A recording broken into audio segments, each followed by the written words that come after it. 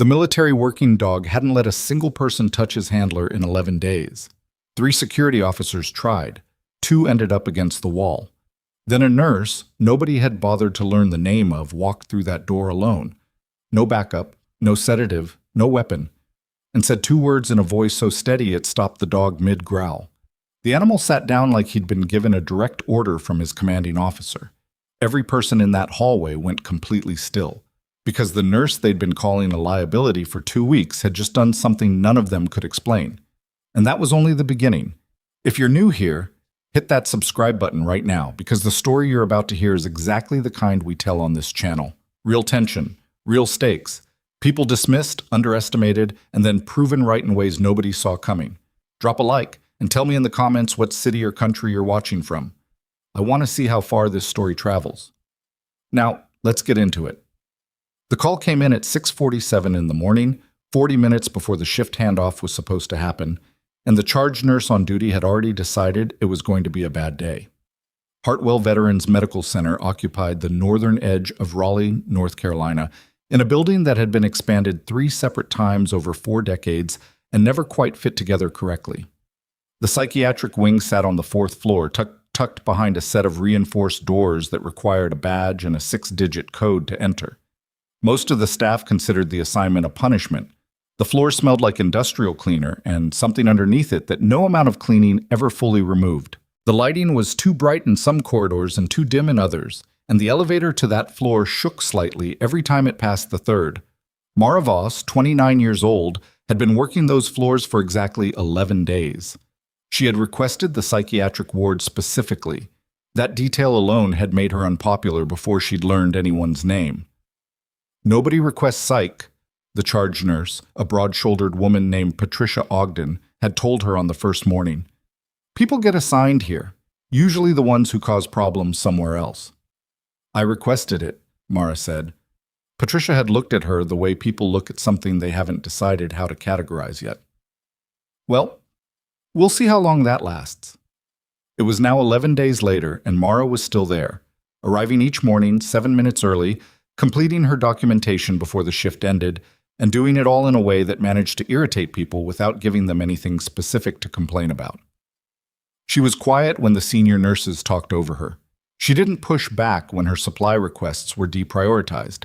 She absorbed the small indignities of being new with a patience that some of the staff read as weakness and others read as something else entirely, though none of them had landed on the right word for it yet. The call that morning was about room 412. The patient in room 412 was named Sergeant First Class Russell Tate, 22 years of Army service, 3 combat tours, and a psychiatric hold that had started as a 72-hour observation and stretched into its 2nd week because nobody could figure out how to get close enough to complete a proper evaluation. He had come in through the emergency department following a crisis at his apartment complex, and by the time he reached the 4th floor, he had already injured 1 paramedic and put a 2nd on restricted duty. His military working dog, a Belgian Malinois named Coda, had come with him. That was the first fight. Admitting a working dog to an inpatient psychiatric unit fell into a gray area that nobody at Hartwell had needed to navigate before, and the hospital's legal team had spent 48 hours arguing in circles before authorizing a temporary exception. Coda was a retired service animal, fully certified, and Sergeant Tate's emotional response to being separated from the dog during transport had been severe enough that 2 emergency physicians signed documentation supporting the animal's presence as a medical necessity. But the authorization came with conditions nobody had properly explained to the nursing staff, and by the time Mara arrived on day 1, the situation in room 412 had already hardened into something institutional, a problem that had been labeled, filed, and set aside rather than addressed. She had read Tate's file during her orientation, all of it, not just the intake notes that most of the other nurses glanced at. She read the crisis report from the apartment complex. She read the paramedic documentation. She read the emergency physician's notes and the consulting psychiatrist's initial assessment and the addendum that had been filed 3 days later when the consulting psychiatrist had been unable to complete a session because Tate had positioned himself and the dog in a corner of the room in a defensive formation and refused to be separated from the animal under any circumstances. The addendum used words like combative and non-compliant. It recommended increased sedation protocols and a transfer to a more secure facility. Mara had sat with that file for a long time. Then she had gone back and read the combat documentation attached to his record, the field reports, the commendations, the medical history from overseas. The pattern was there once you looked for it. She could see exactly what the psychiatric team had not accounted for, and it wasn't complicated once you understood the context. The corner wasn't aggression. The defensive formation wasn't delusion. The refusal to be separated from Coda wasn't obstruction. It was training. 11 years of it, running in the background of a brain that hadn't been given a way to turn it off. She put in a request to be assigned to room 412 on her second day. Patricia Ogden denied it without explanation. Mara put in a second request on day 4. Same result. On day 7, she flagged a concern in the patient's care record. A formal notation that the current sedation protocol was producing adverse responses inconsistent with the documented PTSD profile, and that the recommended increase would likely worsen rather than improve the patient's regulatory capacity. She cited 3 clinical references and attached a note recommending a consult with a military trauma specialist. The notation was removed from the record by the following morning. Nobody told her who had removed it or why. She found out later from one of the overnight aides who had taken a liking to her that the head of psychiatry, Dr. Norbert Schulze, had called it unsolicited overreach from a first-year floor nurse and had it struck as non-clinical opinion. That was day 7. On day 11, the morning the alarm came in at 6:47, Mara was walking the corridor toward the nursing station when she heard it, and she stopped moving for exactly 2 seconds, listening to what was underneath the alarm rather than the alarm itself. She turned and walked in the opposite direction from everyone else. The hallway outside room 412 had 4 people in it by the time she arrived. 2 security officers, Patricia Ogden, and a man from maintenance who had no reason to be there and was pressed flat against the far wall trying to look invisible. The door was closed. From behind it came a sound that wasn't quite shouting and wasn't quite anything else. It was the specific kind of controlled noise that someone makes when they are very close to losing control but haven't lost it yet. And underneath that sound, a low, continuous growl that vibrated through the door itself. "Who authorized entry?" Patricia said, turning to the security officers. "Nobody's going in there," the first officer said. His name was Marcus Webb, and he had 2 inches and 60 pounds on Mara. He had been at Hartwell for 6 years. "The dog rushed the door the last time we tried to do a check. Dr. Schulze has already been paged." "I'll go in," Mara said. Every face turned toward her. Patricia's expression went through several things in quick succession before settling on something that was mostly disbelief with an edge of something sharper. "Absolutely not. I've been reading his file. I understand what's triggering the response." "You've been here 11 days, Patricia said. "You are not going into that room." "He's been awake for at least 36 hours, Mara said, not raising her voice. "The sedation protocol you're using metabolizes poorly in patients with his documented history of sustained combat stress. It produces hypervigilance instead of sedation. He doesn't trust the male staff who've been entering his room in pairs. He needs one person, familiar to him, no equipment visible, quiet entry." "He doesn't know you," Marcus said. "He's seen me in the corridor 4 times this week. I've made eye contact twice. I didn't look away first." She paused. "He noticed. They always notice." Patricia stepped closer to her, dropping her voice. "If that dog bites you, the hospital is liable. If Tate hurts you, you're gone. And frankly, if you go in there without authorization and it goes wrong, your license goes with you. You understand that?" "Yes," Mara said. "Then stand down." From inside the room, something heavy hit the wall, not thrown with full force, more like placed against it under pressure, deliberately. The sound was controlled. That was what mattered. Mara reached past Marcus and badged the door open before anyone could stop her. She heard Patricia say her name behind her, sharp and certain, the way people say a name when they are already composing the disciplinary report in their head. She heard Marcus start to follow and then stop. She didn't look back.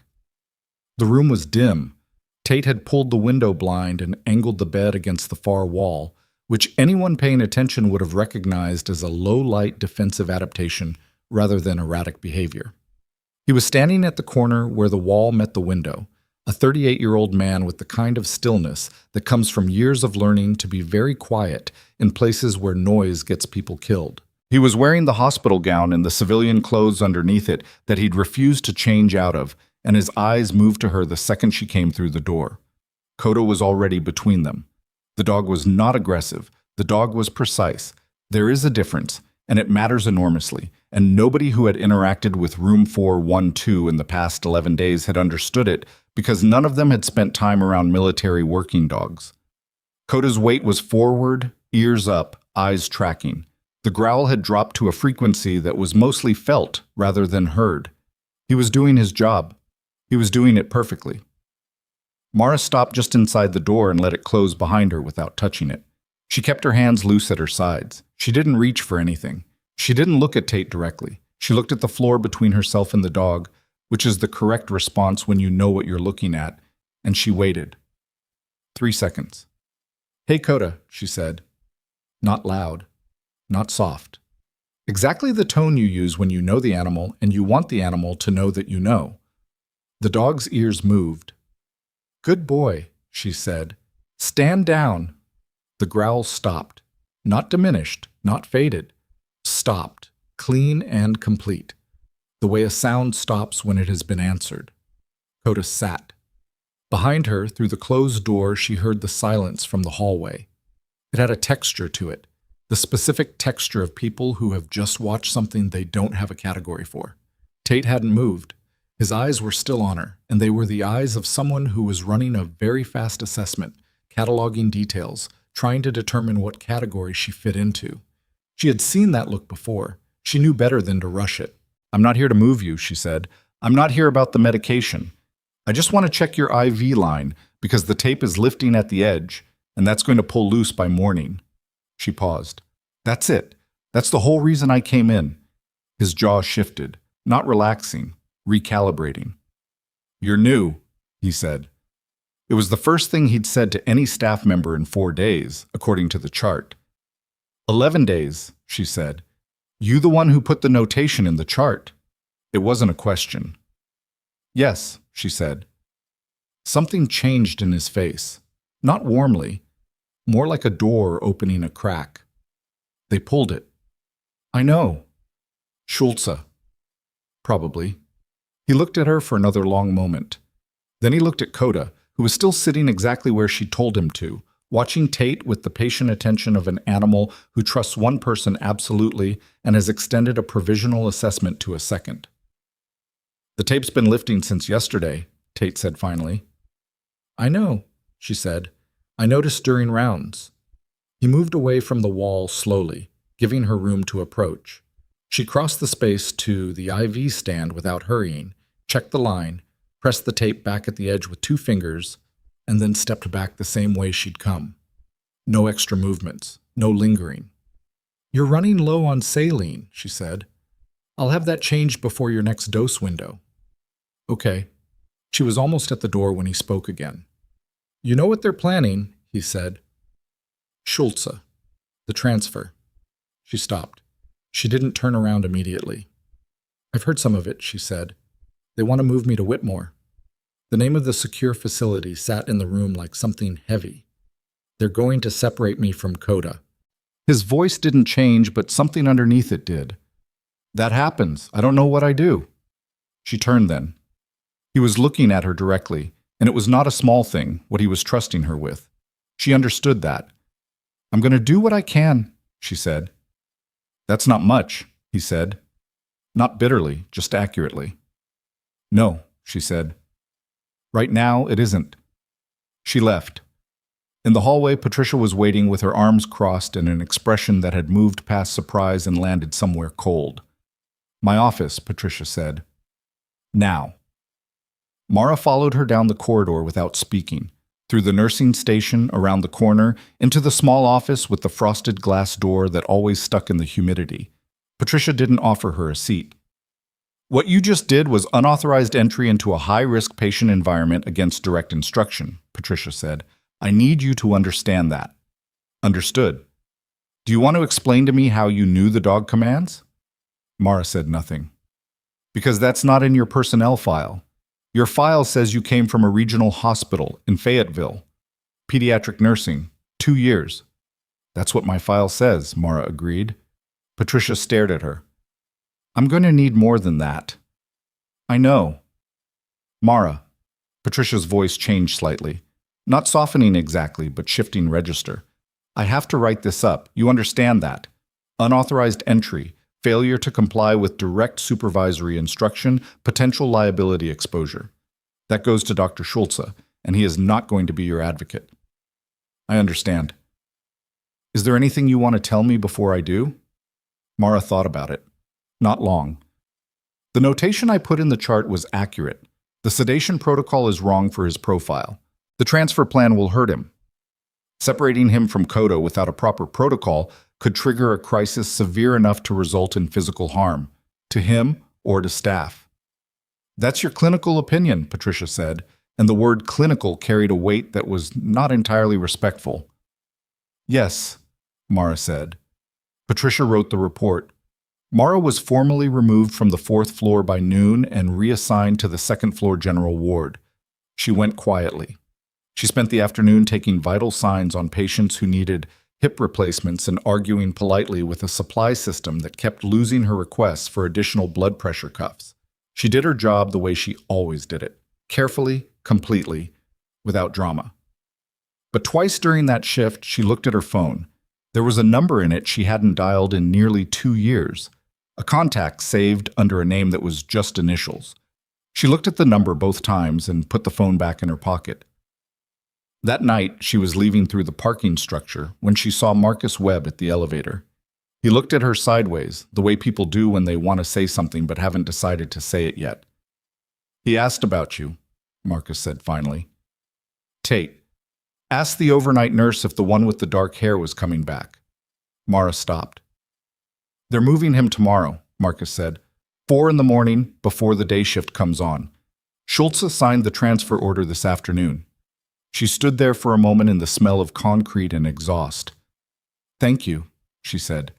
She got to her car and sat in it without starting the engine for a long time. Then she picked up her phone and dialed the number under the initials. It rang once. It's Voss, she said when the line picked up. I need you to pull something for me. Patient name Russell Tate.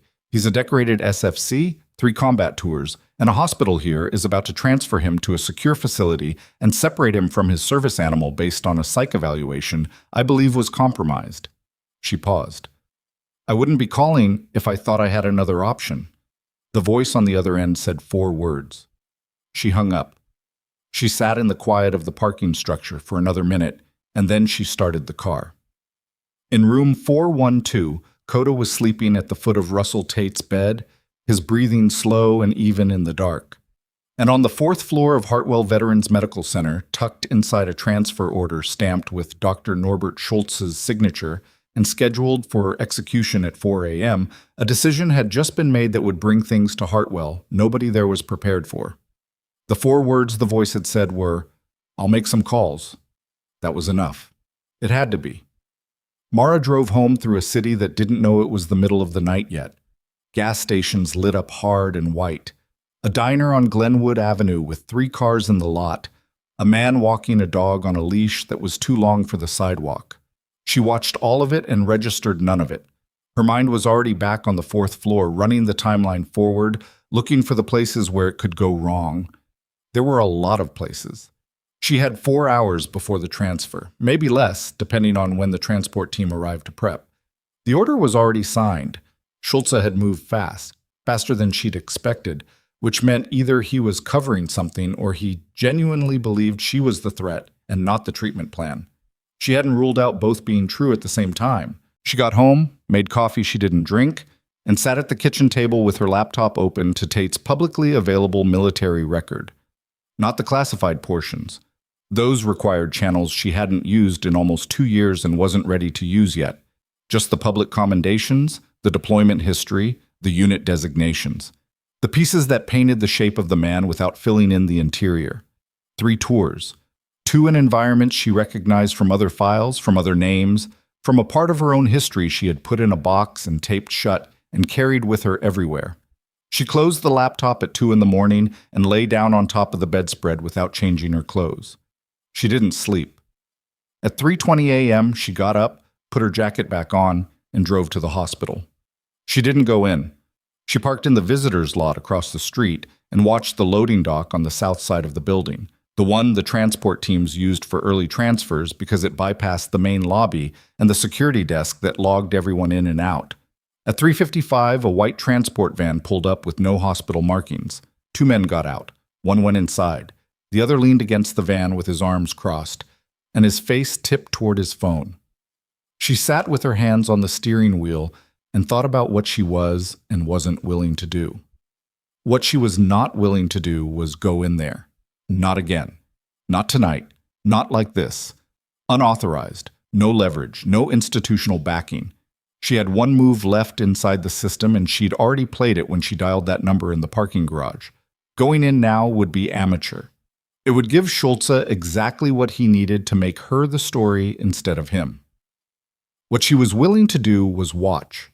The first man came back out at 4:08 with a different man she didn't recognize, and they spoke briefly at the dock, and then both went back inside. The second man stayed with the van. At 4:21, she saw Tate come through the loading dock door. He was walking on his own. That was something.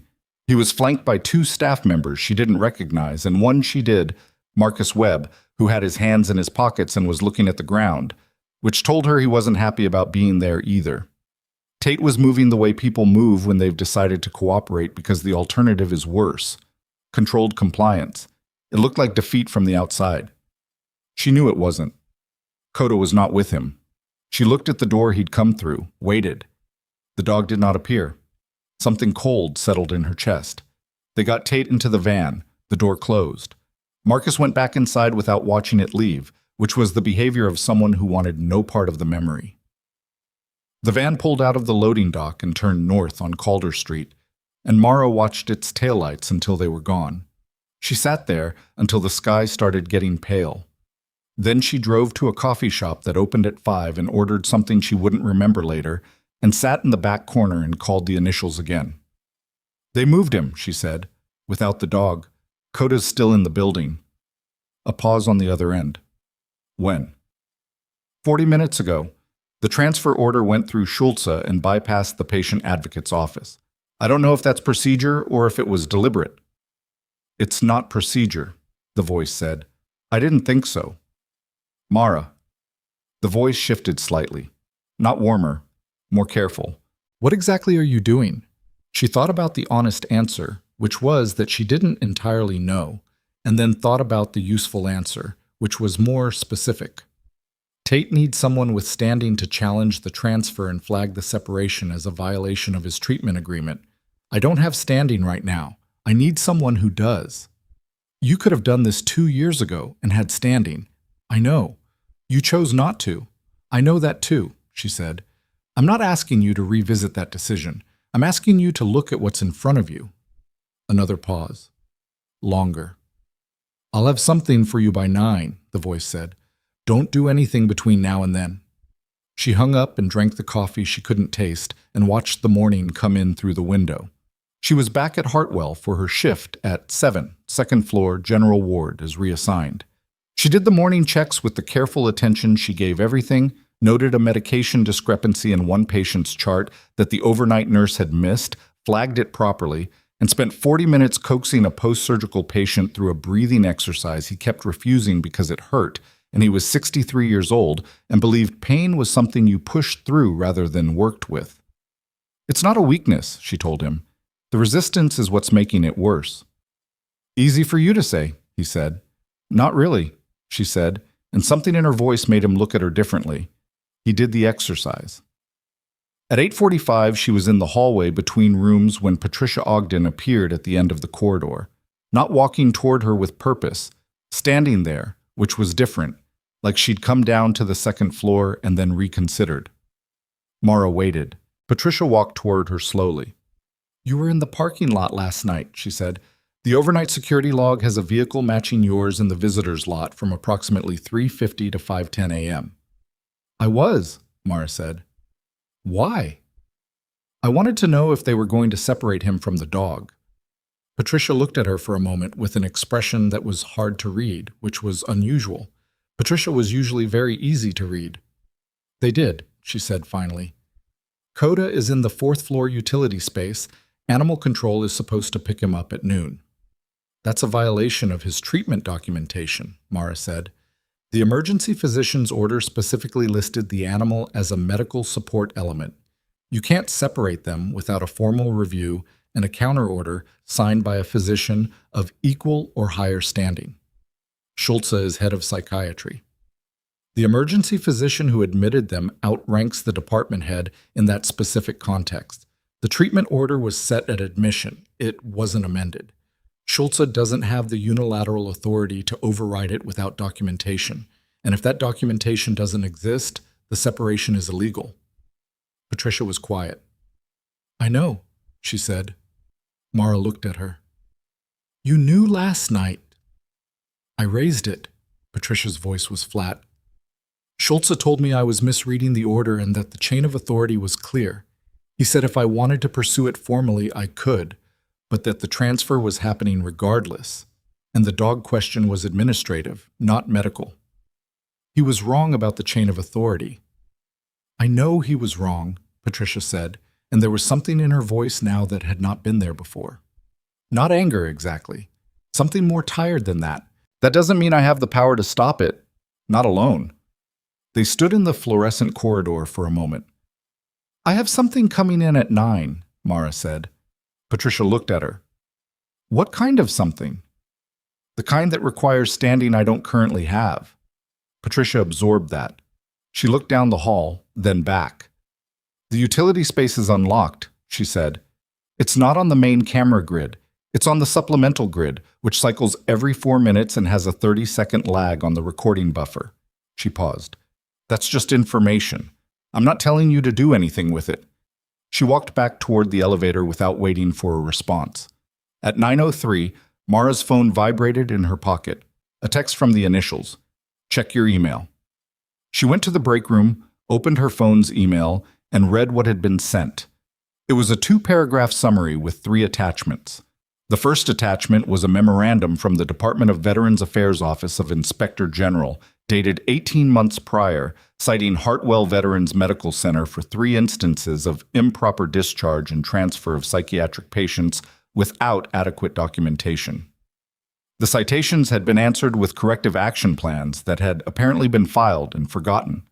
The second attachment was an internal complaint from a staff member, anonymized, describing a pattern of patient record alteration under pressure from departmental leadership.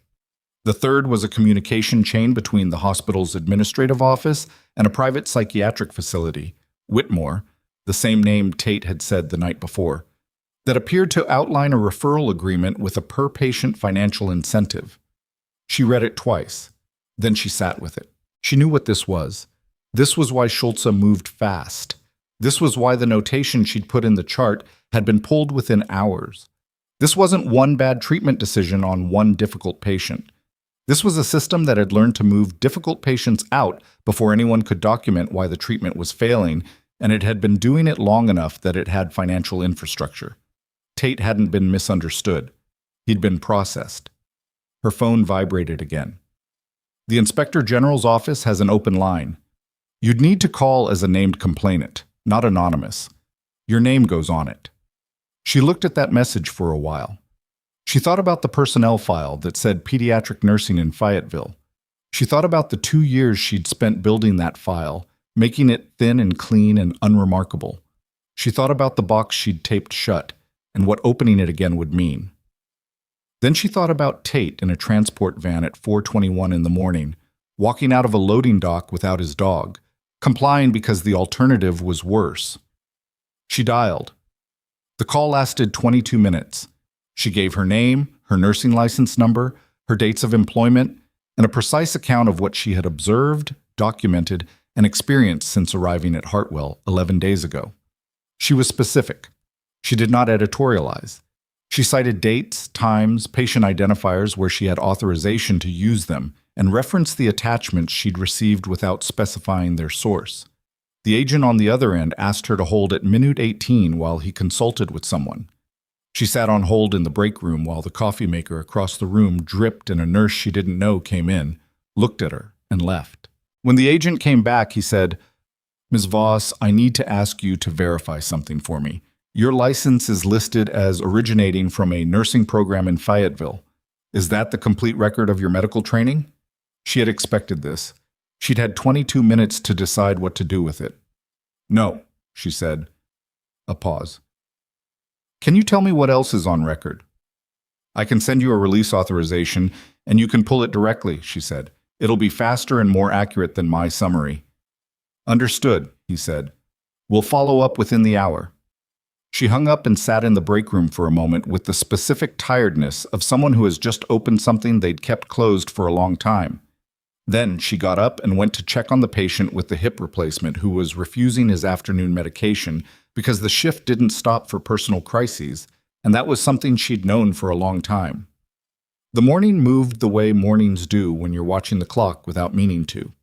She changed 2 dressings, helped relocate a patient who'd been assigned to the wrong room due to a clerical error that nobody wanted to claim responsibility for, and had a brief, tense exchange with a physician who insisted she had charted a dosage incorrectly.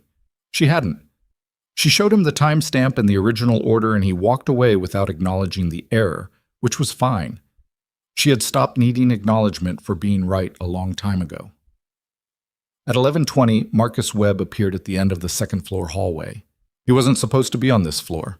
He worked 4th-floor security. She saw him scanning the ward until he found her, and then walking toward her with the deliberate stride of someone who has made up their mind to do something they're nervous about.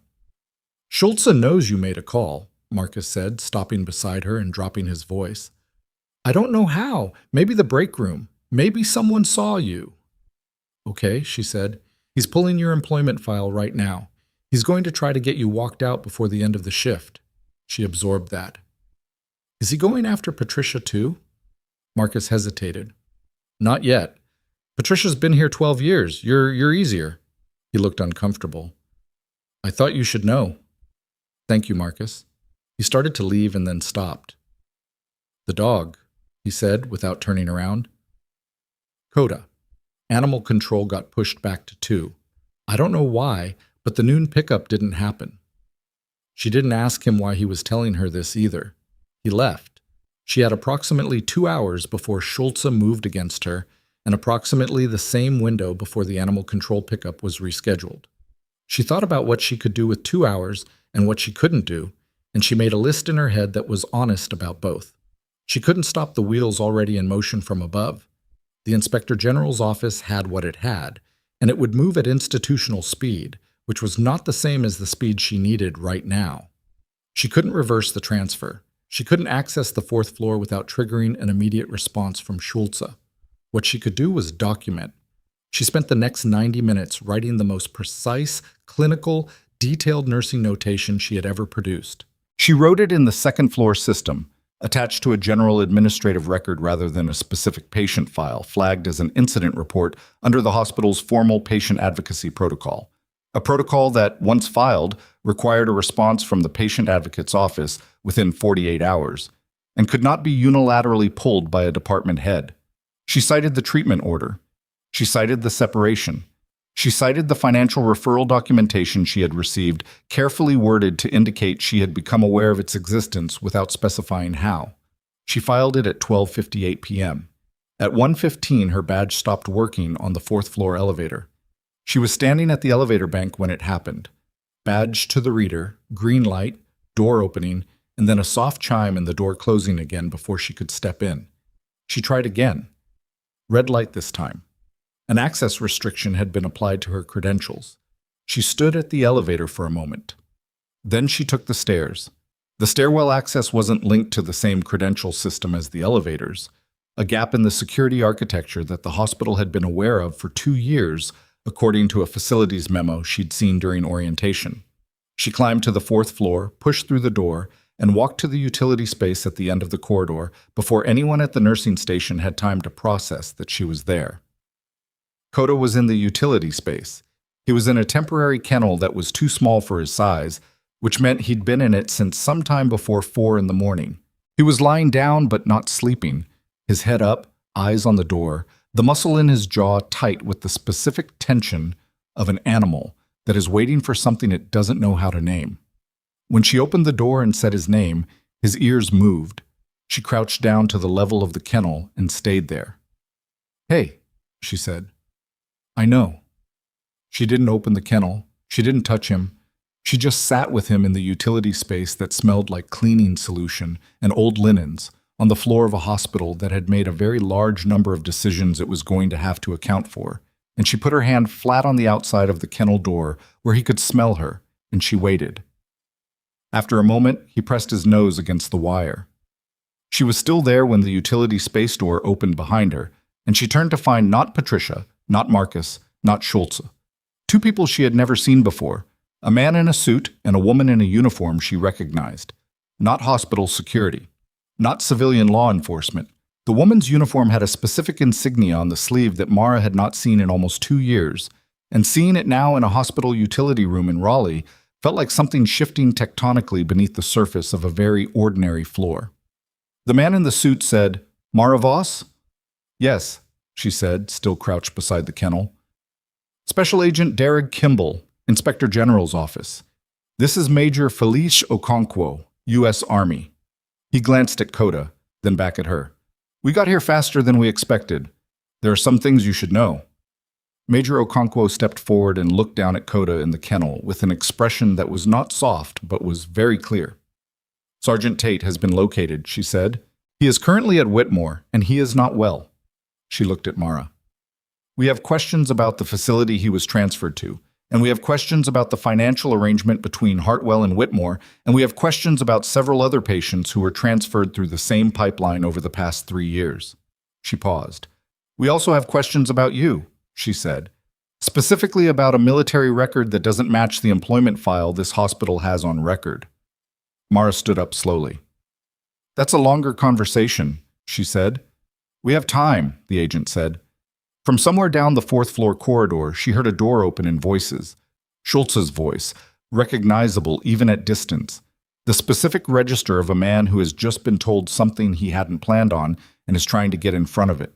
He was already too late, but nobody in the utility room said that out loud yet because the next part of this was going to require care and precision and the kind of patience that looks like stillness from the outside, and Mara Voss had been practicing all three for a very long time.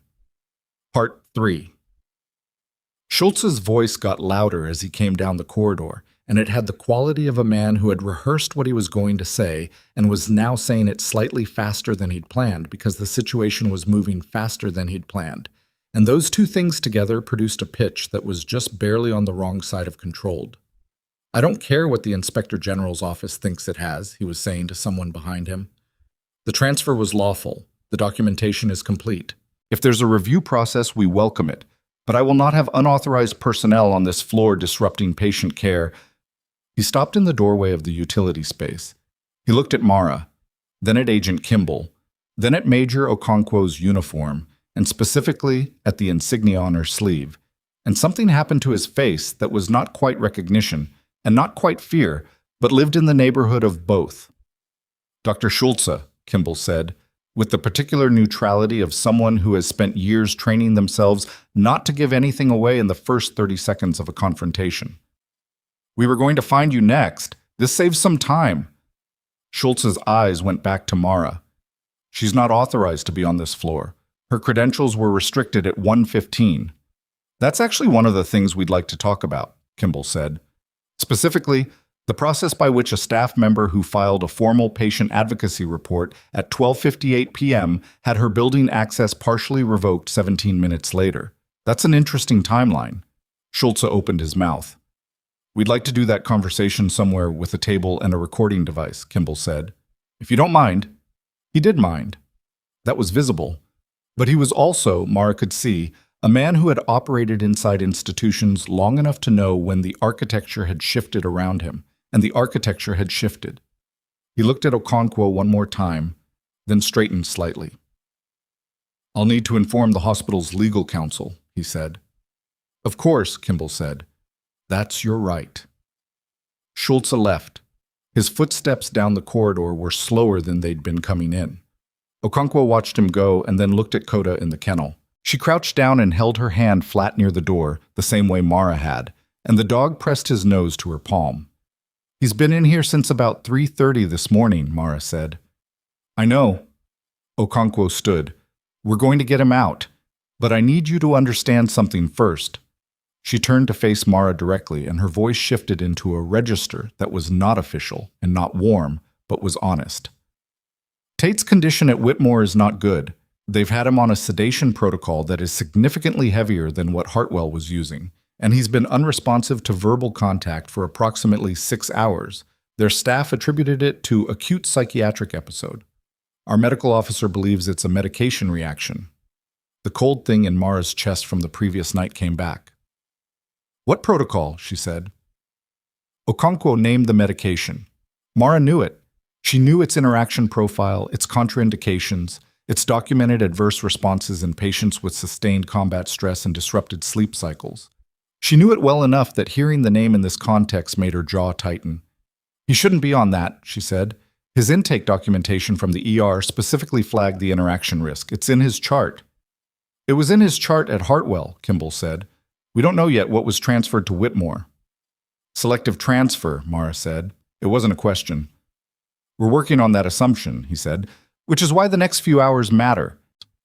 What happened in the next few hours was not clean or simple, and later, when Mara tried to reconstruct the sequence for the formal statement she would give, she found that it compressed in memory the way intense things do. Not because the details were gone, but because they had stacked on top of each other too quickly for the mind to file them in order. She was brought to a conference room on the 3rd floor that Kimball's team had commandeered from hospital administration. 2 people from his office were already there with laptops and a portable scanner and a box of documents that had come from somewhere she wasn't told. Okonkwo made a call from the hallway that Mara wasn't meant to hear and heard anyway. Coordinates, a medical team, an ETA. Then Okonkwo came in and closed the door and sat across from Mara with a legal pad and a pen. "I need the full record," she said. "Not the file this hospital has. The actual record." Mara looked at the legal pad and thought about the box she'd taped shut. She thought about the specific weight of 2 years spent being careful, being thin, being unremarkable on paper. She thought about the night in a different city, in a different time when she had decided that the life she'd been living wasn't compatible with the life she was supposed to live next, and she'd made a choice that she'd believed was permanent. She thought about Tate walking out of the loading dock at 4:21 in the morning without his dog. "My name before the nursing program in Fayetteville," she said, "was Staff Sergeant Mara Voss, 75th Ranger Regiment, medical specialist. I served for 6 years, including 2 deployments. I was medically separated following an incident that is still partially classified." She paused. "The nursing license is real. The training is real. The experience I listed on my application is real. I omitted the prior record because I was told at separation that the connection between my civilian identity and my service record would remain at my discretion." Okonkwo wrote something. "Why the psychiatric ward?" "Because I know what combat trauma looks like from the inside," Mara said, "and I spent 2 years watching a healthcare system treat it like a behavioral problem rather than a medical one, and I got tired of watching it from a distance." Okonkwo looked up from the legal pad. "You recognize Tate's pattern." "On day 2, Mara said, "the defensive positioning, the dog placement, the response to approach angle and voice register. That's not psychiatric instability. That's a person whose nervous system is running a program that was designed for an environment that no longer exists, and nobody here knew how to tell the difference." "You did." "I've been that person," Mara said. "Not the same way, but close enough." Okonkwo put down the pen. "This is going to complicate things." "I know. Your employment here is in question. Your access has already been restricted. If Schultz's legal team gets traction on the unauthorized access argument, your testimony is easier to challenge." "Is that what they'll try?" "It's what I would try," Okonkwo said, "if I were defending him." Mara sat with that. "Is Tate going to be okay?" Okonkwo's pause was a fraction too long. "Our medical officer is on the way to Whitmore. We'll know more in 2 hours." 2 hours was a long time. Mara knew what could happen in 2 hours with the wrong medication, at the wrong dose in a patient who'd been awake for 36 hours before admission and hadn't slept properly in weeks. She knew it in the specific granular way of someone who had watched it happen. She didn't say that. Okonkwo knew it too. The next hour was documentation. Kimball walked her through a formal, recorded statement, methodical and thorough, and she answered every question with the same precision she brought to a nursing notation. Specific, observable, free of interpretation where interpretation wasn't warranted, and clear about where it was. She referenced the chat with Patricia. She referenced Marcus Webb by name and described both conversations accurately, including the parts that reflected poorly on her own decision-making, because the statement would be used by people who knew how to look for gaps. And an incomplete truth is a liability. At 2:40 p.m., Kimball's phone rang. He stepped out. Mara watched him through the glass wall of the conference room. She could see his back, the slight change in the set of his shoulders as the call went on. He came back in and sat down. "Whitmore is a problem," he said, "bigger than the referral arrangement. We've been building a file on them for 8 months. What happened with Tate may be enough to accelerate what we were planning to do in Q1 of next year." "What does that mean for him right now?" Mara said. "It means our medical team has authorization to intervene in his care immediately. It also means Whitmore knows we're there, which means they're going to start making decisions about records and documentation." "Shredding," Mara said flatly. "Hopefully not. But the possibility is why Major Okonkwo is personally on site." He paused. "It also means we need you operational, which means we need the credential issue resolved. Can you do that?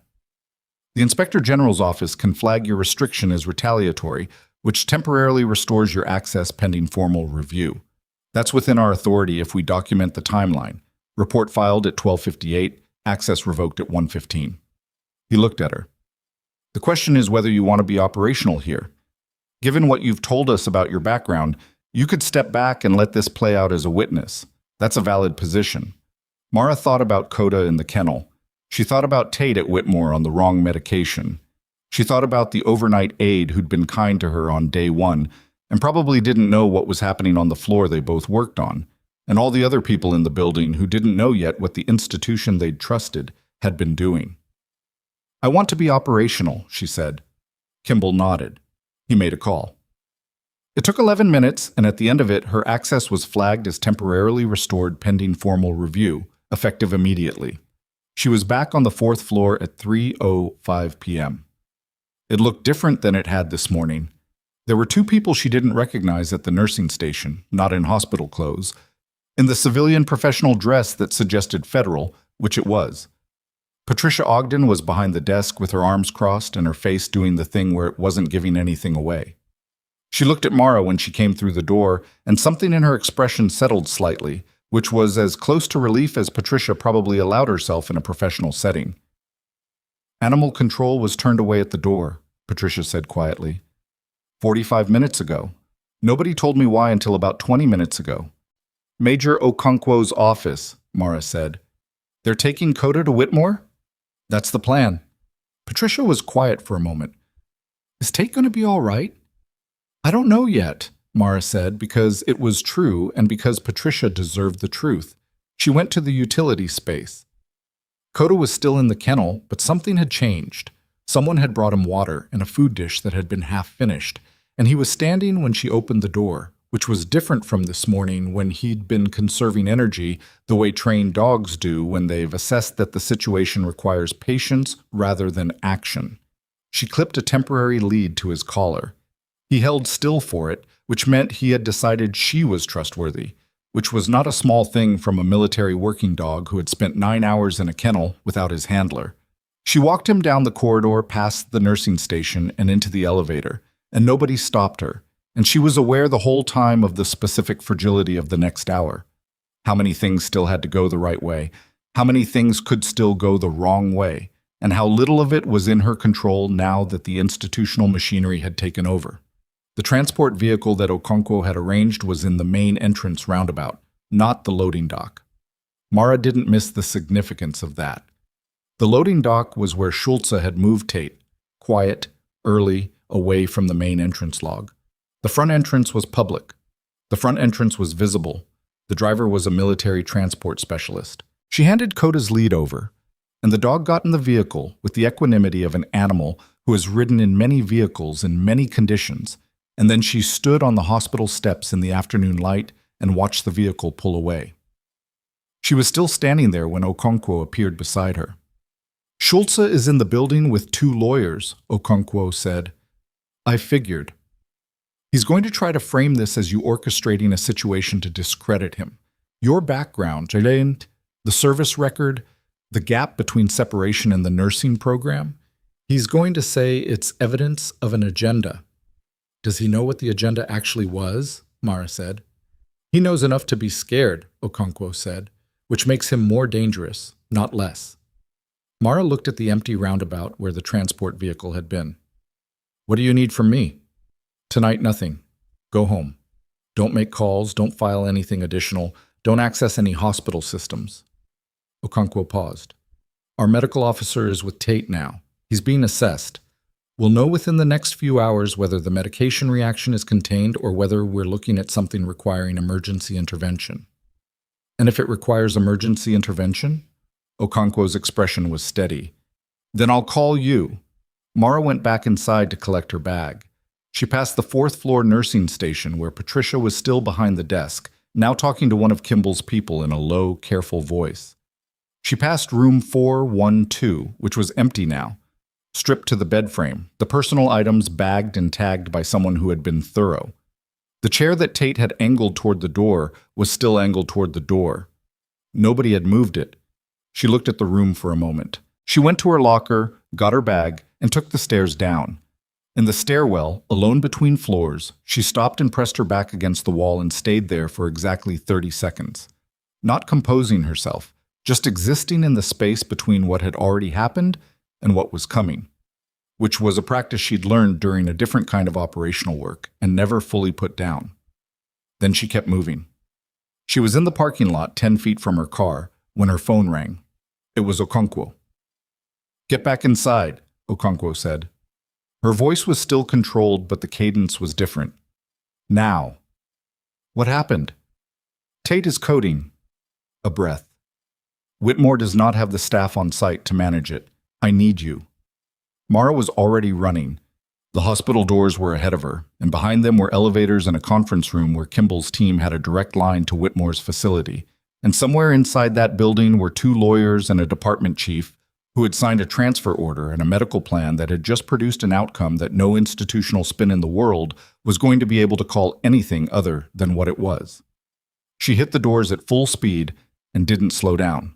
And on the other end of the phone, she could hear in the background, past Okonkwo's controlled breathing, past the ambient noise of whatever room she was in, the specific sound of a medical emergency being managed by people who were improvising, which is the worst sound a person with medical training can hear from a distance, because improvisation means the protocol broke down. And the protocol broke down because someone made a decision they were not qualified to make. And a man who had survived 3 combat tours and 11 years of things most people will never see was now fighting for his life, in a private facility in a city he hadn't chosen to be in, because a department head at a veterans hospital had moved him there at 4 a.m. to keep a system from being seen. Mara ran. The conference room on the 3rd floor had been converted into something that looked like a field coordination center, which, in a way, it was. Kimball's team had a laptop open on a direct video link to Whitmore, and the feed showed a corridor outside a room where 2 people in scrubs were moving with the controlled urgency of a team that was managing but not comfortable about it. Mara came through the door and went straight to the laptop. "Talk to me," she said. The Army medical officer on the screen, a woman named Captain Aldridge, who had the clipped efficiency of someone running 2 tracks of thought simultaneously, looked up at the camera. Bradycardia secondary to medication accumulation. His chart at Whitmore showed the transfer documentation listed his contraindicated medications as cleared for use. We're reversing now, but his pressure is low, and he's not verbal. What's his heart rate? 44 when we got here, 51 now. And how long has he been nonverbal? They documented the last verbal contact at approximately 0800. That's over 7 hours. Mara looked at the timestamp on the laptop. It was 3:47 p.m. 7 hours of a sedated, bradycardic veteran in a private psychiatric facility that had documented his contraindicated medications as cleared. She thought about the transfer documentation, about what had been in Tate's chart at Hartwell, and what Schultz's office would have selected to include in the transfer package. She thought about the medication name Okonkwo had given her 2 hours ago and the specific interaction it produced in patients with Tate's documented profile. And she thought about the fact that someone had prescribed it anyway. "The prescribing physician at Whitmore," she said. "What's their documented basis for that protocol?" Aldridge glanced off-screen. Transfer documentation listed his prior sedation protocol and noted no contraindications. "That's not what was in his Hartwell chart." "No," Aldridge said. "It is not." Kimball was on his phone across the room, moving in the tight circle of someone who needs to pace but doesn't have space. He ended the call and came to the table. "Whitmore's medical director is requesting we remove our personnel from the facility. They're citing patient privacy."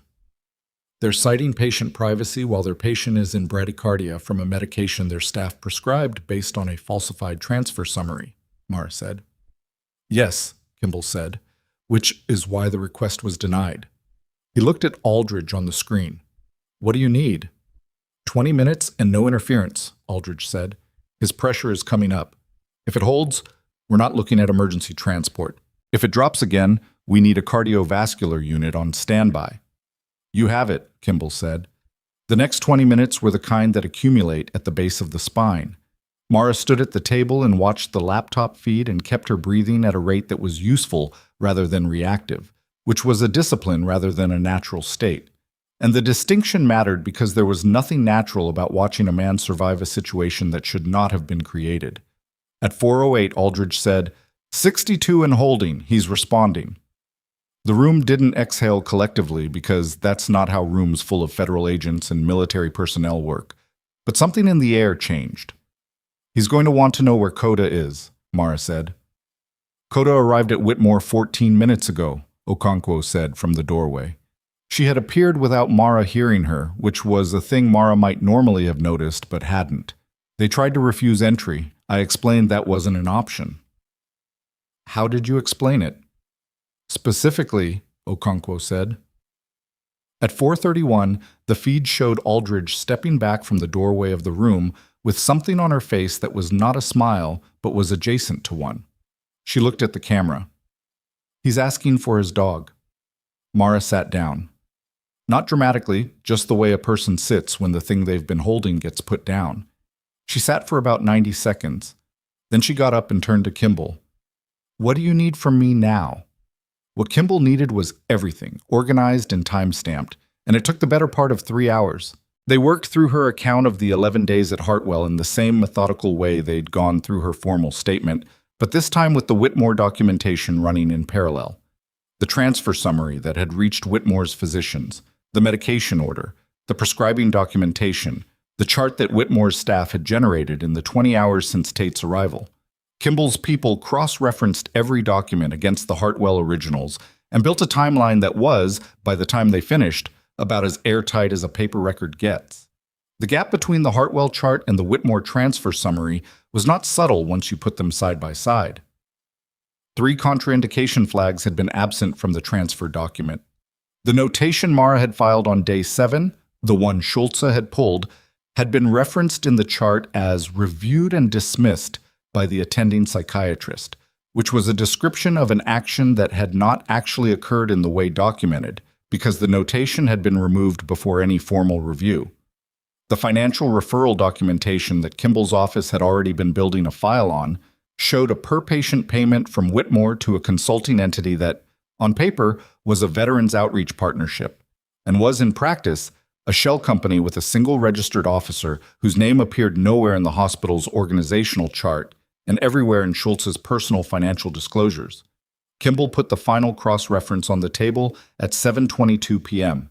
and looked at it for a moment without speaking. "How many patients?" Mara said. "Over 3 years, we've identified 19 transfers through the Hartwell to Whitmore pipeline that match the profile. Veterans, psychiatric holds, service animals either removed or not transferred." He paused. "Tate is the first one who had someone on the inside before the transfer was complete." 19. She sat with that number. "Were any of them—" She stopped. 3 didn't make it, Kimball said. 2 ruled as natural causes during inpatient stays. 1 ruled as suicide. All 3 are under review. The room was quiet. Not the conference room full of people quiet, because most of those people had stepped out by now. Just her and Kimball, and the stack of documents that had grown over the course of the afternoon into something that told a story nobody at Hartwell had intended to be told. "What happens now?" she said. "Tonight, Schulze is served with a formal preservation order. He cannot access, alter, or destroy any hospital records. His legal team was notified an hour ago. Tomorrow morning, the hospital board is convening an emergency session that they were informed about approximately 40 minutes ago." He looked at her. "You're going to be asked to appear before the board." "When?" 9 a.m. tomorrow." She nodded. "What about my employment?" "The retaliatory access restriction has been formally documented. HR has been notified that any disciplinary action taken against you in the current period is subject to federal review for retaliatory intent." He picked up a pen and set it down again. "Practically speaking, it would be very unwise for anyone at Hartwell to move against you right now." She understood what he meant. She also understood that very unwise and impossible were not the same thing, and that institutions under pressure do unwise things with some regularity. She went home at 8:15 p.m. and ate something she didn't taste and sat on her couch in the way people sit when the adrenaline has finished metabolizing and the body is trying to figure out what to do with the space it leaves behind. Her apartment was small and bare in the way of someone who hadn't invested much in it, a practical concession to the possibility of having to leave. She looked at the walls and thought that was probably going to change now, one way or another. She slept. Not well, but enough. In the morning, she dressed in the same way she dressed for every shift, carefully, without trying to look like she was trying, and drove to Hartwell in the early gray of a morning that was neither cold nor warm and didn't commit to anything. The board meeting was in the administrative conference room on the first floor, a room she'd never been in before. It had a long table and 9 chairs, 6 of which were occupied when she arrived at 8:52. 3 board members she didn't recognize. The hospital's legal counsel, a woman in her 50s who looked like she'd been awake longer than Mara had. Kimball, in the same suit but a different tie. And Okonkwo, in full uniform now, which was different from the working clothes version of her Mara had seen yesterday. Schulze was not there. She noticed that immediately and did not ask about it. She gave her account for the 3rd time in 18 hours. This time it was different from the formal statement and different from the documentation session. This time she was in a room with people who had institutional authority over the building she worked in and who were looking at her with a mixture of assessment and something else. A careful attention that she recognized as the specific attention people give to someone who has either done something very right or very wrong, and they haven't finished deciding which. She spoke for 40 minutes. She was interrupted twice, once by the legal counsel with a question about the Day 7 notation and its removal, and once by a board member who wanted to clarify the timeline of the transfer. She answered both questions directly. When she finished, there was a silence that lasted long enough to be deliberate. Then the board chair, a man named Gerald Foss, who had the look of someone who had been in institutional governance for too long and had developed the particular exhaustion of a person who wanted things to be better but had spent years being presented with reasons why they couldn't be, said, "Ms. Voss, you are a registered nurse with 11 days of employment at this facility. You would like us to understand that in those 11 days you identified a systemic pattern of patient mismanagement that our oversight processes failed to catch over 3 years." "No," Mara said. "I would like you to understand that I identified one patient who was being harmed by a specific protocol, and when I tried to document it through appropriate channels, those channels were closed by the person responsible for the protocol. The systemic pattern is what the Inspector General's investigation found. I just made the call." Foss looked at her for a moment. "You just made the call," he said. "Yes." The legal counsel leaned toward Foss and said something Mara couldn't hear. Foss listened, nodded, and looked at Kimball. "You are prepared to present the consolidated documentation this morning?" "We are," Kimball said. "Then I think we should proceed." Foss looked at Mara. "You can step out. We'll need you available to return." She went to the hallway and sat in a chair near the window that faced the parking lot. She could see the north side of the building from there, the employee entrance, the spot where the transport van had sat on the loading dock 2 nights ago. She watched a groundskeeper move slowly across the grass with a leaf blower, unhurried, indifferent to the things happening inside the building, which seemed correct. Patricia came to find her at 9:48. She sat in the chair next to Mara without being asked, which was a different kind of thing than anything Patricia had done in the 11 days Mara had known her. She didn't say anything right away. She looked at the parking lot. "Marcus told me about the overnight log," she said eventually. "You sitting in the parking lot?" "I wanted to know if they'd separate him," Mara said. "I know." Patricia was quiet. "I should have pushed back harder on the transfer. I raised it, and then I let it go." "You were working with what you had." "So were you," Patricia said. "And you didn't let it go." Mara didn't answer that. "Schulze isn't coming in today," Patricia said. "His lawyer called the floor at 7 this morning. He's been placed on administrative leave pending the board's findings." She paused. The overnight team found 3 patient files in the shredding queue that had been added after hours yesterday. Kimball's people got there before they were processed. Mara looked at her. "He tried to shred them last night." "He did." Patricia's voice was flat, which is, as I understand it, a separate criminal matter from the rest of it. The attempt to destroy records after receiving the preservation order was not a small thing. It was not the act of a man who believed his documentation would withstand scrutiny, and it was not the act of a man who understood how completely the ground had shifted under him. It was the act of a man who was panicking, and panic after the fact is its own evidence. Mara sat with that. At 10:22, Kimball appeared in the hallway and told her the board was ready. She went back into the conference room. The energy in the room had changed. The legal counsel was writing on a legal pad with the focused speed of someone executing rather than deliberating. Okonkwo was standing rather than sitting. Foss looked tired in a way that was different from his earlier tiredness. Less the fatigue of institutional resignation, and more the tiredness of someone who has just reviewed a document they needed to sit with for longer than they had. "The board has reviewed the Inspector General's preliminary findings and the supplemental documentation from Major Okonkwo's office," Foss said. "Effective immediately, Dr. Norbert Schulze is suspended from all clinical and administrative duties at Hartwell Veterans Medical Center, pending the outcome of the ongoing federal investigation. The referral arrangement with Whitmore Medical Group has been formally severed. The hospital's legal team has been directed to cooperate fully with all investigative requests." He looked at Mara. "The access restriction placed on your credentials on the afternoon of the 14th has been formally classified as retaliatory in nature and removed. Your employment is confirmed. Any disciplinary notations related to your conduct in this matter are being expunged from your personnel record." The legal counsel said something quietly. Foss nodded. "There's also a matter of the patients transferred through the Hartwell-Whitmore pipeline over the past 3 years," Foss continued. "The board is commissioning an independent review of all 19 identified transfers. Where living patients can be located and are willing, the hospital will be conducting outreach to offer formal assessment and care coordination." He paused. "Where the review identifies harm, the board will be prepared to act on those findings accordingly." He stopped. He looked at the table and then back at her.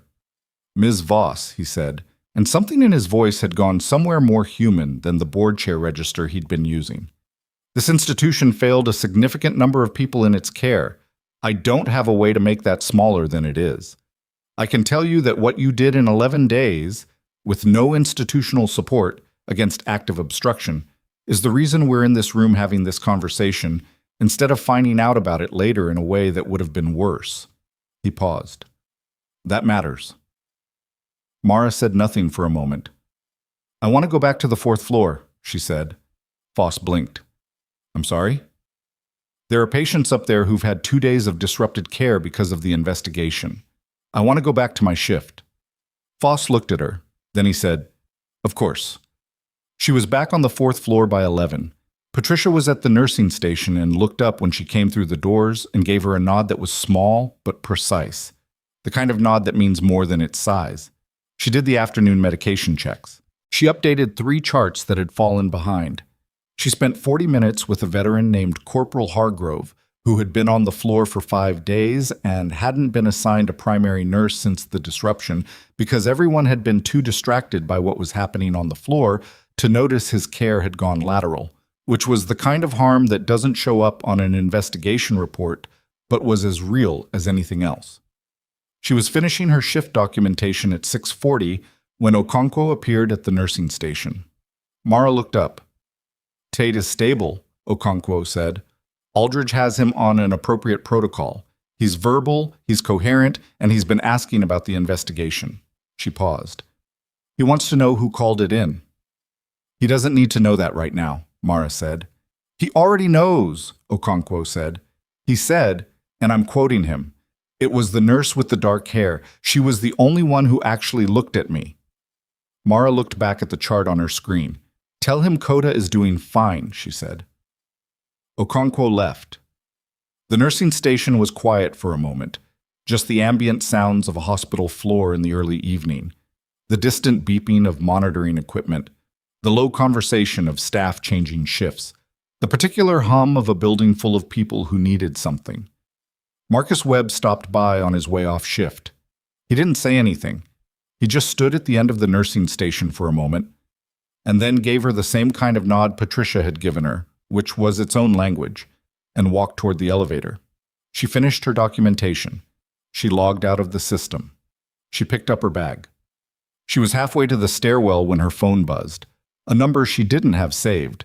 She stopped and read the text. This is Tate. They gave me a phone.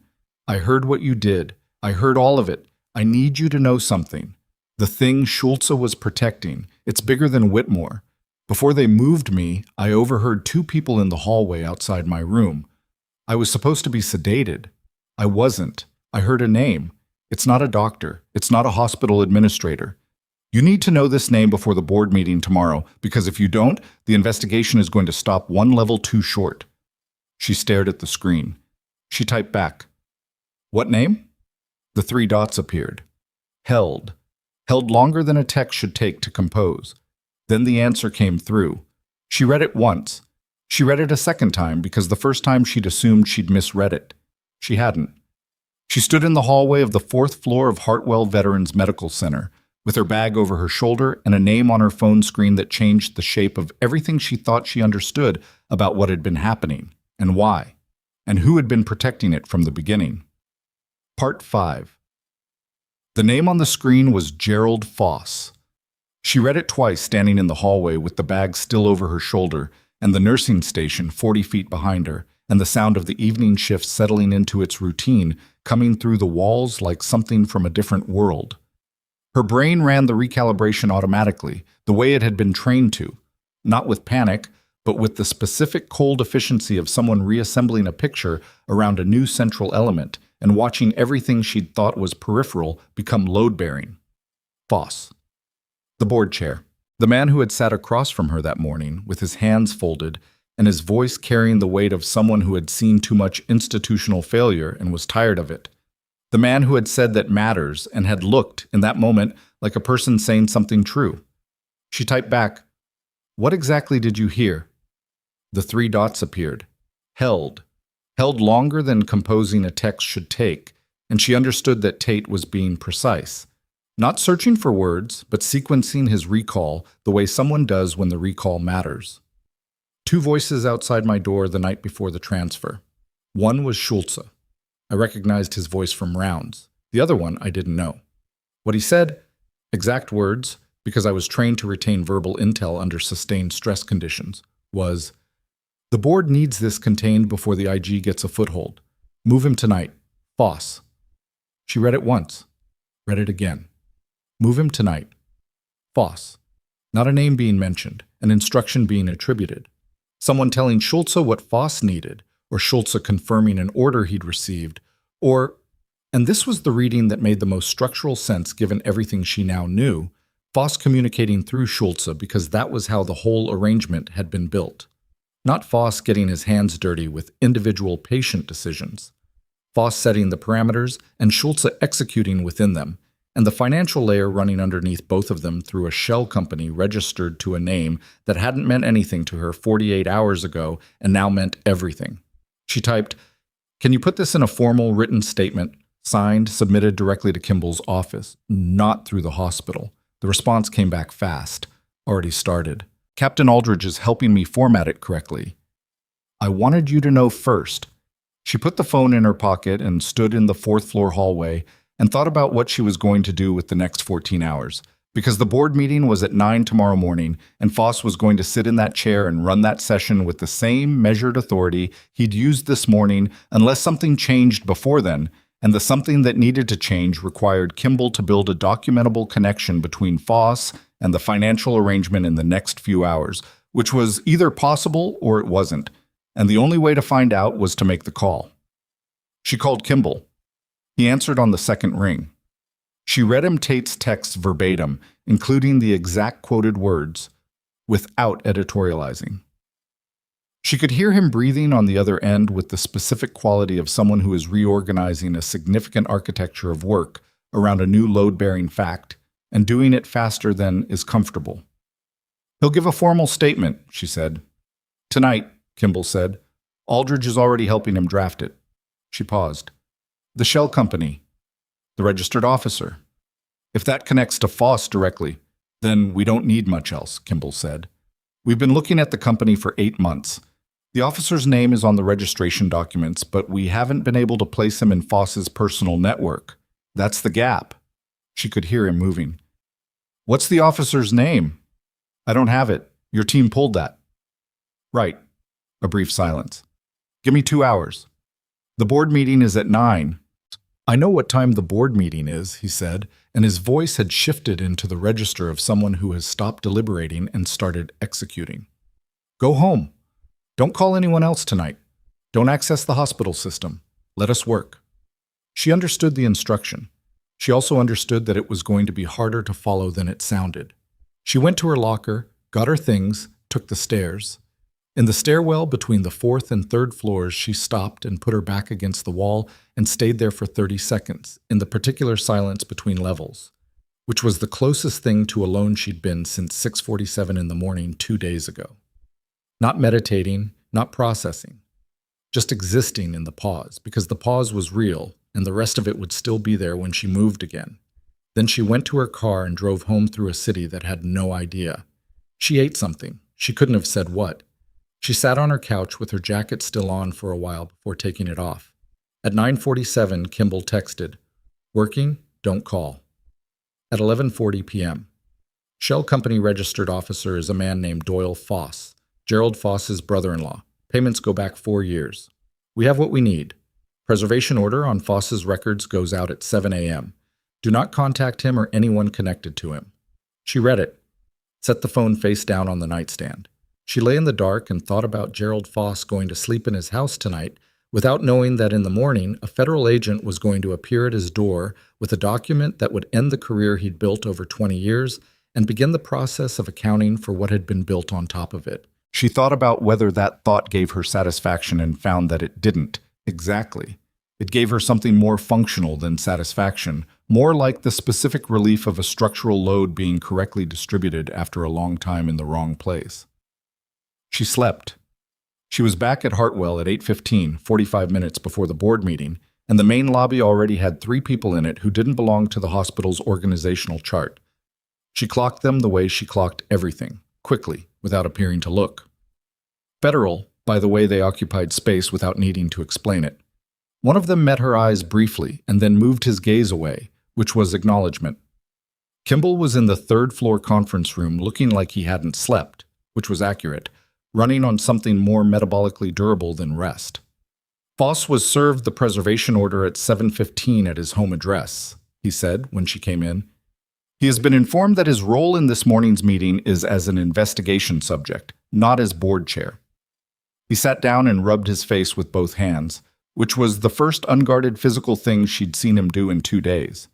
His lawyer called the hospital's legal counsel at 7:40. The call lasted 9 minutes. I don't know what was said, but I know the hospital's counsel spent the next 20 minutes on the phone with Sable Henriksen, who is the deputy board chair and who is running the 9 o'clock. She's clean? Mara said. 4 years on the board, no financial relationship with Whitmore or any affiliated entity, no documented communication with Foss outside of official board channels. He looked at her. As clean as anyone gets. The board meeting at 9 was different from the one the day before, in the way that a room is different when the thing propping up its architecture has been removed. Sable Henriksen was a compact woman in her early 60s with silver hair cut short and the bearing of someone who had been handed a genuinely terrible situation on about 90 minutes' notice and had decided not to let that show in her posture. She ran the session from the head of the table with the brisk precision of someone who understood that the efficiency itself was a message, that the institution was capable of moving correctly when correctly led, which was both true and a necessary thing to demonstrate at this particular moment. She laid out the revised independent review structure first. New committee, external chair, forensic medical examiner with no prior relationship to Hartwell, scope expanded to include all patient transfers from the psychiatric ward over the past 4 years rather than the 3 years previously identified. 4 years, not 3. The extra year mattered. Mara did the arithmetic quickly and kept it off her face. Henriksen outlined the hospital's formal cooperation agreement with the Inspector General's office. She described the immediate and permanent severance of the referral arrangement with Whitmore Medical Group. She described the outreach process that would begin the following week for every patient identified in the transfer pipeline, and she used the word identified rather than suspected or potentially affected, which was a choice that told Mara something about how Henriksen had spent her morning. Then she looked at Mara. "There is a personnel matter," she said, "that the board needs to address formally. Ms. Voss." She folded her hands. "You arrived at this facility 11 days before this investigation began, with a personnel file that listed 2 years of pediatric nursing experience and omitted a military service record that is, in fact, directly relevant to everything you did in those 11 days. The board has reviewed the full record."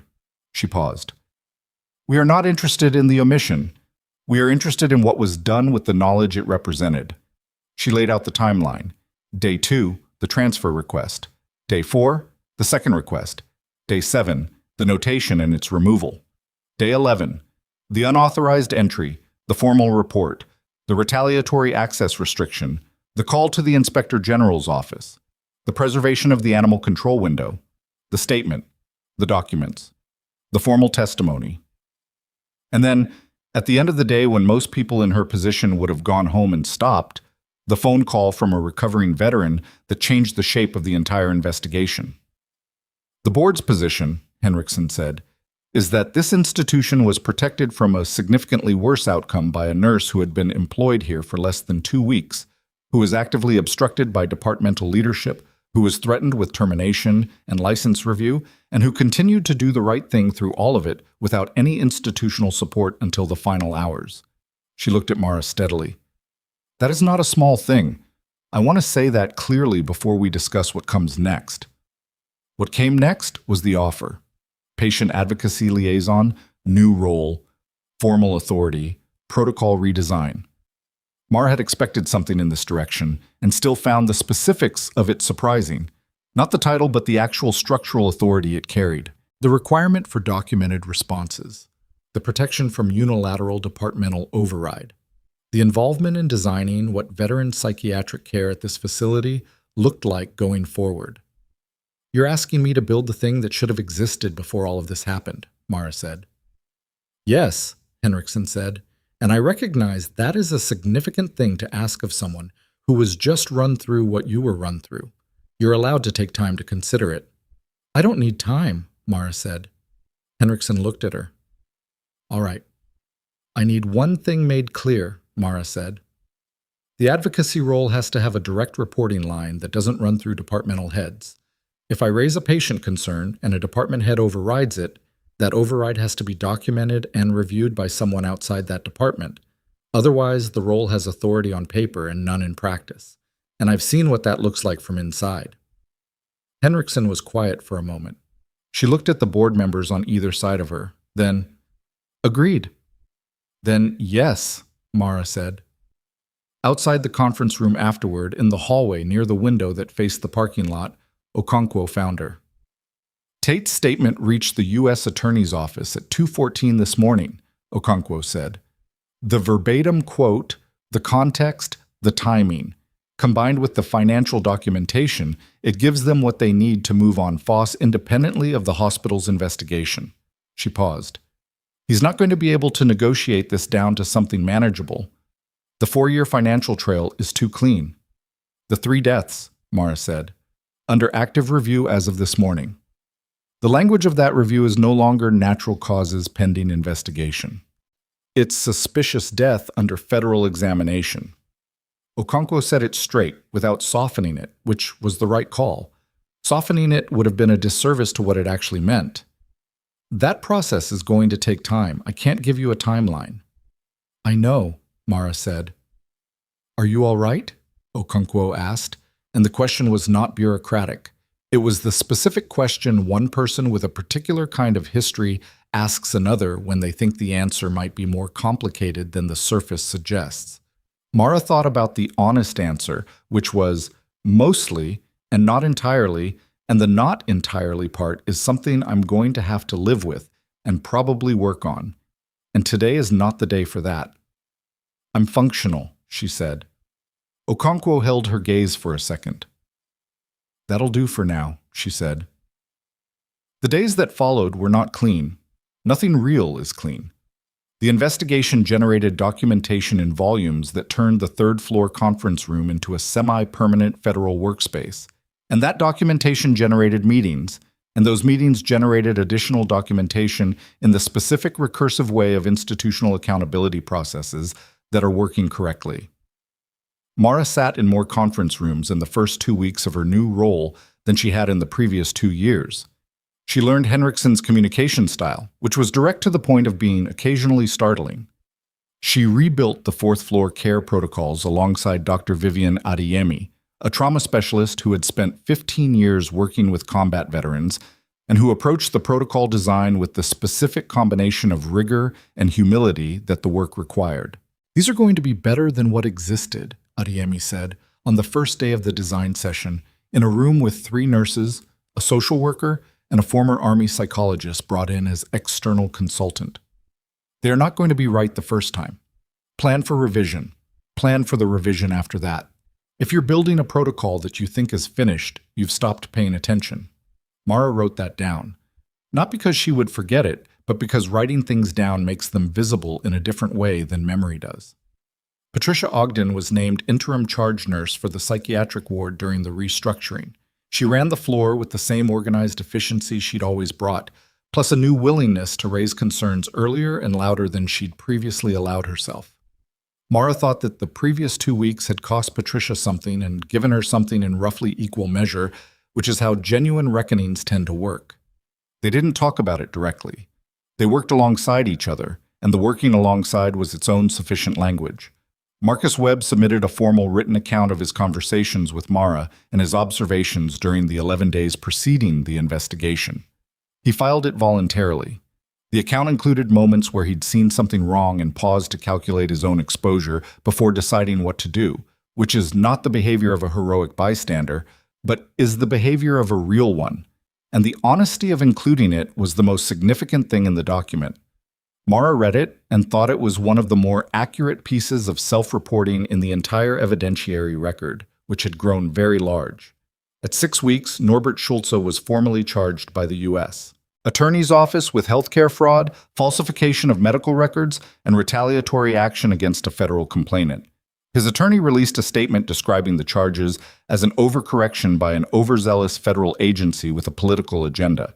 It was the kind of statement that sounds defensive and functions as a confirmation, and it was reported by one local outlet and one national one in items that ran briefly and then gave way to other things because that is how accountability looks most of the time.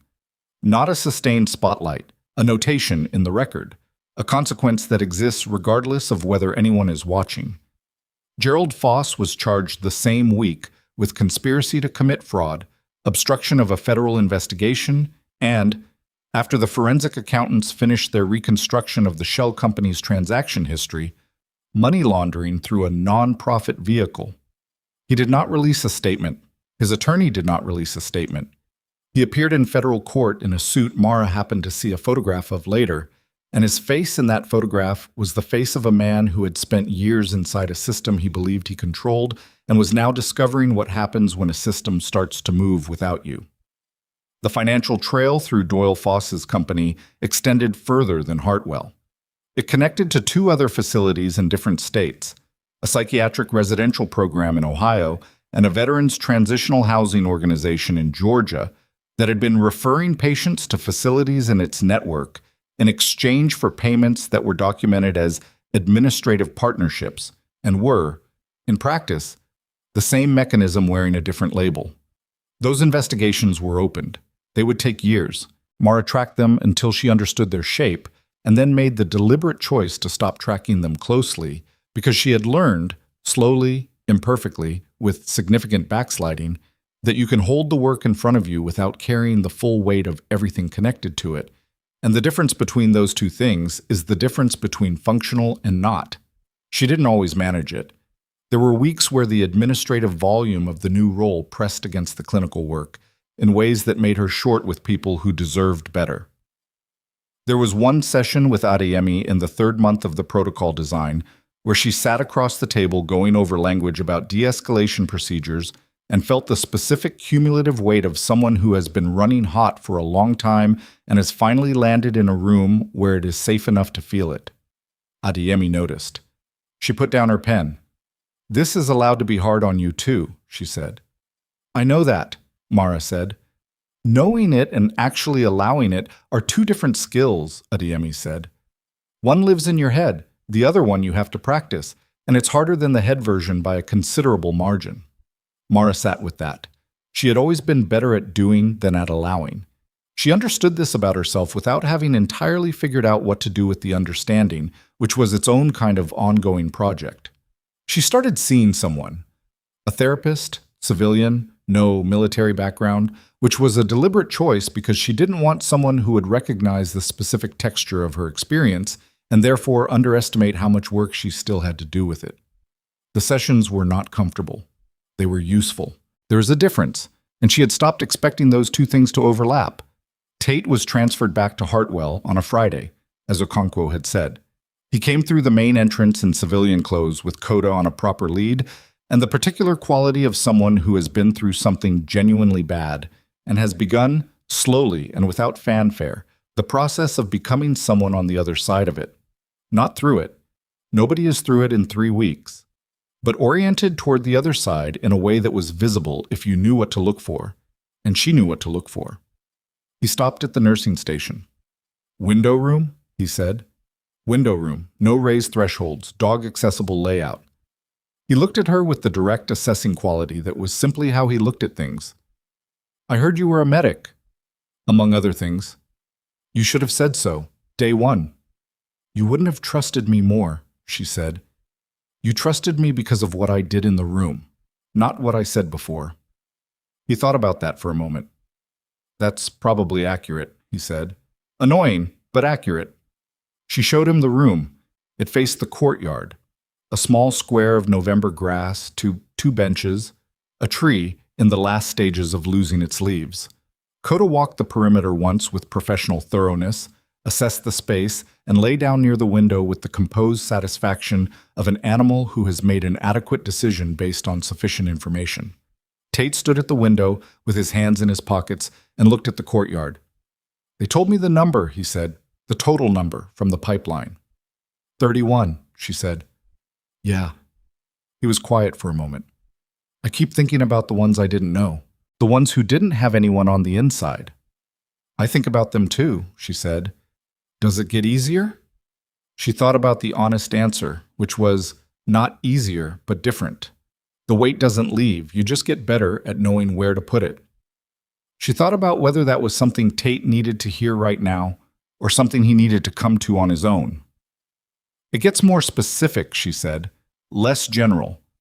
You stop carrying the whole shape of it and start being able to hold the individual pieces." He considered that. "That's not a no." "No," she said. "It isn't." She left him there with Coda and the courtyard and the particular work of being a person beginning a recovery that would be slow and real and not at all like any story anyone would tell about it.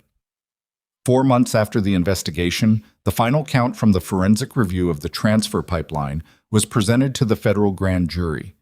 31 patients over 4.5 years. The extra 6 months the expanded review had uncovered. 11 with documented adverse medical events during or after transfer. 3 deaths reclassified from natural causes to suspicious deaths under federal examination. The forensic accountant's summary estimated that the per-patient payments to the shell company over that period totaled nearly $400,000. The number was in a table on page 7 of a document that was entered into the federal record and would be read by lawyers and judges, and eventually perhaps by family members of the people who didn't make it, and Mara hoped it would mean something to those family members beyond a number on a page. And she understood that hope was doing a lot of work there that reality couldn't always support. She thought about this on the day she got the summary. A Tuesday afternoon in her small office, the one that had been supply overflow and still carried the faint institutional smell of its former use. She'd put things on the wall by now. The questions she'd written on paper and taped up in the first week, a printout of the new de-escalation protocol with her own handwritten annotations in the margins, a photo that Marcus had taken during the first training session for the new veteran intake procedures. 12 people around a table, most of whom had not known each other 3 months ago, all of whom were arguing about something that mattered, which was the right kind of argument to be having. She looked at those things on the wall for a while. Then she went back to the chart she'd been working on, because the shift didn't stop for reflection, and she'd long since accepted that the work and the reflection had to happen simultaneously or not at all. At the end of that shift, walking out through the main lobby, she passed Tate and Coda coming in for an evening session. Tate had started a peer support group for veterans on the ward, not formal, not structured, just a room and a time and whoever showed up. It had started with 3 people. It currently had 9. Dr. Adeyemi had asked if she could observe one session, and Tate had said yes. And afterward, Adeyemi had told Mara that the things happening in that room were more sophisticated than half the facilitated groups she'd seen in clinical settings, which did not surprise Mara in the slightest. He nodded at her in the lobby. She nodded back. Coda's tail moved once, precisely, without excess, exactly the proportion the moment warranted. She walked out into a November evening that was cold and clear and entirely indifferent to the things that had happened inside the building behind her, which was fine. The city did not need to know. The record knew. The 31 names in the federal document knew, or the people who loved them knew, and that was the accountability that mattered rather than the kind that requires an audience. She got to her car and sat in it for a moment without starting it. She did this sometimes, not from exhaustion, but from the habit of taking 30 seconds to exist inside a moment before moving to the next one. It was a practice she'd started in the stairwell between the 4th and 3rd floors on the night all of this was beginning, and she'd kept it since, because it turned out the pause between things was not wasted time. It was the time when you figured out what the things actually meant. She thought about the nurse she'd been trying to be when she arrived at Hartwell. Thin file, unremarkable, carefully constructed smallness. She thought about the choice she'd made to construct herself that way, and the reasons behind it, and whether those reasons had been as sound as she'd believed. She thought about the version of herself that had existed before Hartwell, in a different uniform, in different places, doing work that had required her to be fully and loudly herself in ways she'd since learned to muffle. She didn't think she'd been wrong to muffle it. The years between had produced things of value: the nursing training, the understanding of how civilian healthcare moved and where its blind spots were, the practice of patience and systems that ran on a different rhythm than anything she'd known before. Those years had made her capable of what she did in those 11 days in a way that the prior version of her wouldn't have been. You need both halves. What she knew now, that she hadn't fully known before, was that the muffling was supposed to be temporary, not a permanent identity, but a transition. And transitions end, and when they end, you have to know what you're transitioning into. And she had spent 2 years avoiding that question with enough focus that the avoidance had started to look like an answer. It wasn't. The answer was this: the 4th floor of a hospital in Raleigh, a small office with a question on the wall, a protocol with her annotations in the margins, a ward full of people who needed someone to actually look at them. Not permanently. She didn't think this was the last iteration of who she was going to be. But for now, specifically, here, this. She started the car. She thought about something Tate had said 2 weeks after he came back to Hartwell, at the end of a conversation about the peer support group and where it might go. He'd said, not with sentiment, but with the direct accuracy of someone reporting an observation, the thing about being seen is that it changes what you believe is possible.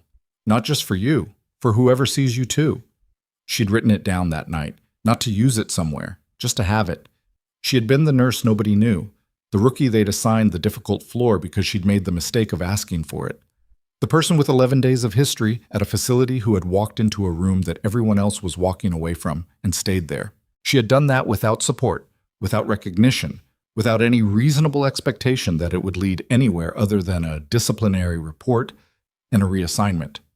She had done it because the alternative was watching something wrong continue, and she had tried the alternative before, watching from a distance, staying small, letting the distance do the work of protecting her. And she already knew what that cost. Not just to the people the distance was supposed to protect her from, but to her. What it cost her specifically, in the quiet of rooms no one else was in. That was the lesson, if there was one. Not the courage of walking in, the courage of staying in. The discipline of continuing to do the right thing in the space between the action and the consequence, when you don't know yet what the consequence will be, and the institution is actively telling you to leave. Most of the time, that space is long and uncomfortable and unremarkable and invisible to everyone who will later tell the story of what happened. That's where the work actually is. In that space. In the willingness to keep standing in it. She drove home through the city that didn't know her name. She was fine with that. She knew her own.